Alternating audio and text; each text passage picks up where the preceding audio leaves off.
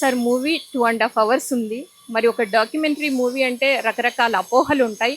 So movie అంతా ఎలా ఉంది? డాక్యుమెంటరీ మూవీ అంటే బోర్ కొడుతుందేమో అంటే మన ప్రతిసారి మనం ఎన్ని గంటలు చూసినా మనకు బోర్ అని ఉండదు. మూవీకి రప్పిస్తేందుకు కొత్త వాళ్ళకి కూడా టికెట్స్ ఇస్తున్నాం కాబట్టి ఎలా ఉంటది మూవీ అని చెప్పి ఒక చిన్న సందేహం ఉండేది. ఇది ఓన్లీ పిరమిడ్ మాస్టర్లే కాదు, పిరమిడ్ మాస్టర్లకి అయితే ఆనందం, చాలా ఆనందం. ఈ మూవీ చూసిన సేపు సార్ ఏ విధంగా డెవలప్ చేసిండు, పడ్డ కష్టాలు చూసినప్పుడు బాధ, ఈ సినిమా చూసినప్పుడు అసలు గూస్ బాంబ్స్ రావడం, అంత అద్భుతమైన సినిమా పిక్చర్. అంటే ఇది ఒక డాక్యుమెంటరీ లాగా ఉండదు, ఒక ఫైట్స్ ఇట్లాంటి సినిమాలో ఒక డాన్స్ ఇట్లాంటి ఉంటుంది. ఒక మూవీ మనం ఎవరినైనా అలరిస్తుంది. కానీ 2.5 గంటల డాక్యుమెంటరీని ఇంతవరకు ఇంత పెద్ద డాక్యుమెంటరీ నేను ఎప్పుడు చూడలేదు. అంత 2.5 గంటలు చూసినా కానీ అరే అప్పుడు అయిపోయింది, అంత ఆనందం అనిపించింది. దీన్ని ఓన్లీ పిరమిడ్ మాస్టర్లే కాదు, ప్రతి ఒక్కరు చూడదగ్గ సినిమా.